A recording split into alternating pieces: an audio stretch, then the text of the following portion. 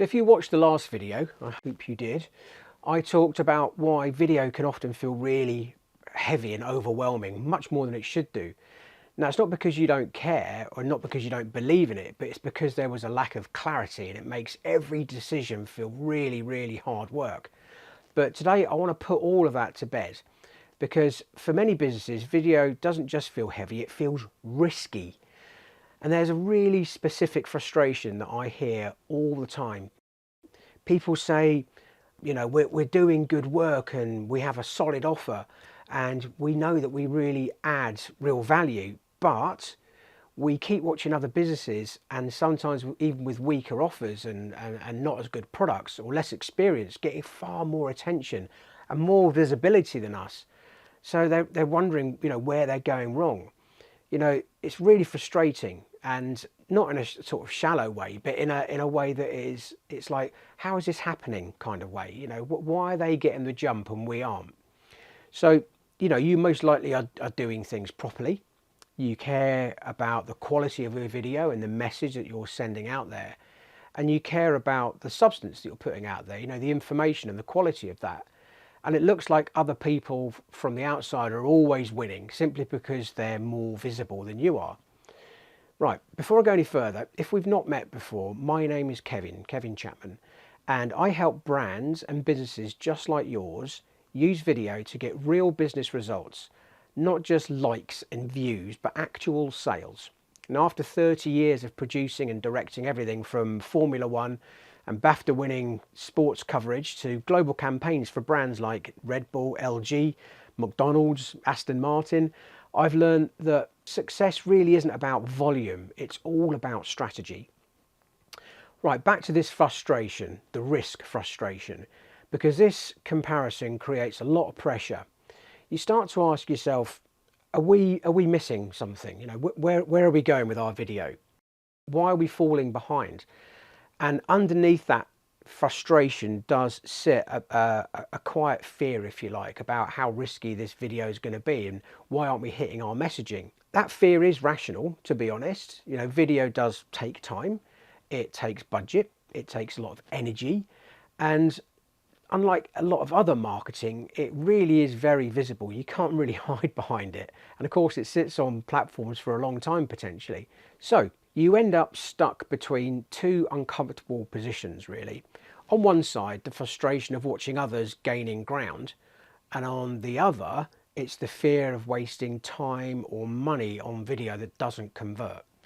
And when those two pressures collide, the safest option in our mind, because our brain is wired for self-preservation, the easiest thing is just not do anything at all. Just, we won't do it.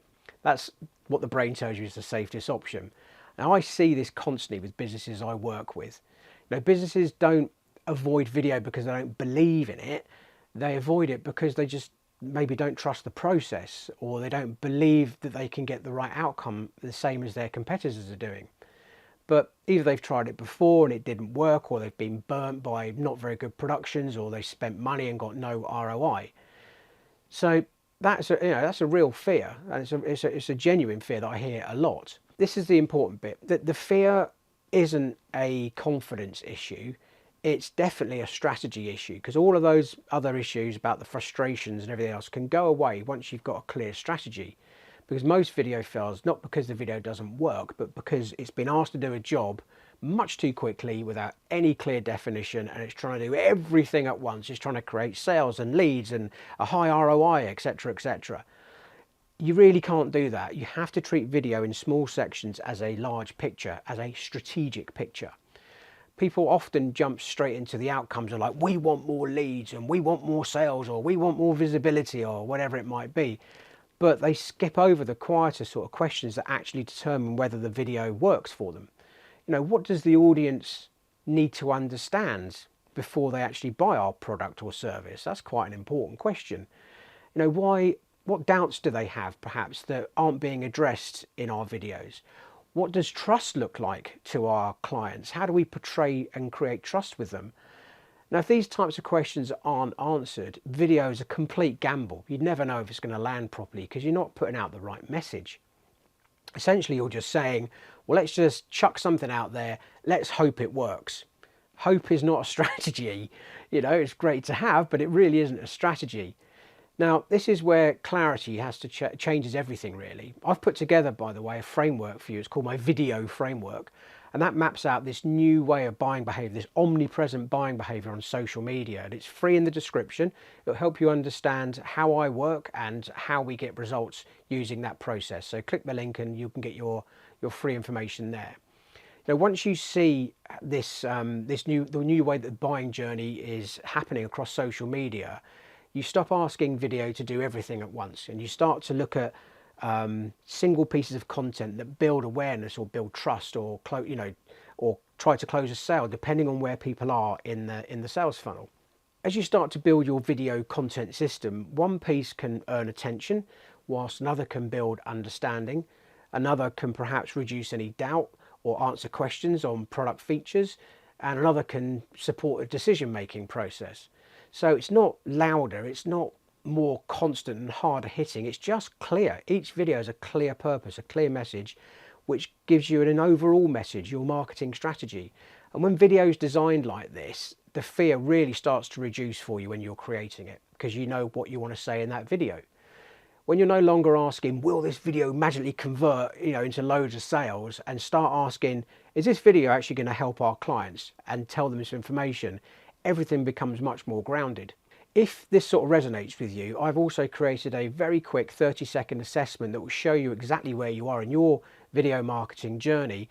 Click the link below. It's just a quick assessment, and it will give you a real-time readout, if you like, a report on where you are now and what you can do to improve where you are.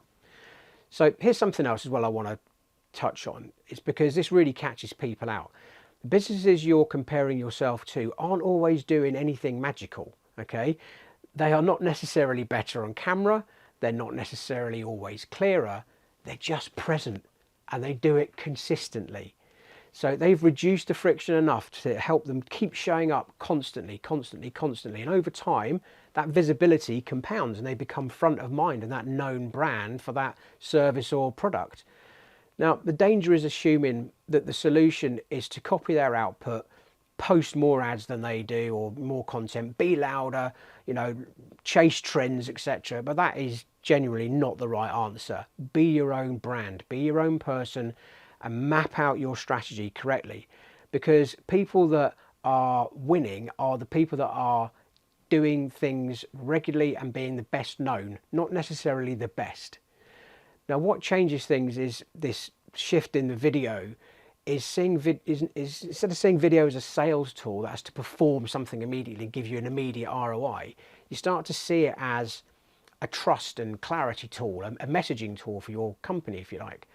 Video works far better when it removes uncertainty before someone ever speaks to you. When it starts to answer the questions that people are already asking in their own heads before they even pick the phone up to you, that's where video becomes really powerful and you start to get warm leads. It's when video makes buying decisions feel a lot calmer, a lot more unpressured, and a lot easier. And that's the shift that I help businesses make. We don't start with the production. I start with the end goal and then work backwards from there, and the strategic process to get to your end goal. So I start by understanding where the video fits into your decision-making process, if you like, and what job each video needs to do at each stage. Now, if you want to go deeper into this way of thinking, my free ebook, Branding in Motion, goes over this in fine detail. The link's in the description again. I'm not asking you for anything apart from the email address, so I know where to send it. It's a really good resource.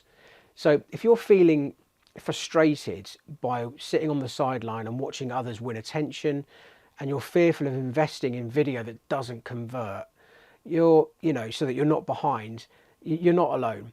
You're simply at that point now where you need some clarity, and that's where I can help you. So maybe you're simply at the point now where clarity matters far more than activity and doing lots of the wrong thing. That's a good place to be, because you've already got past the frustrations and fear of doing video, but you just need clarity. In the next video, I'm going to talk about why video shouldn't just do a solo job, and what changes when the responsibility is shared between different videos and how it creates a holistic message for your company.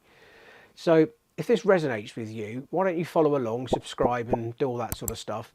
And if you'd like to talk through this in more detail with me and what this could look like for your business specifically, you're always welcome to reach out in the DMs or contact me via my website.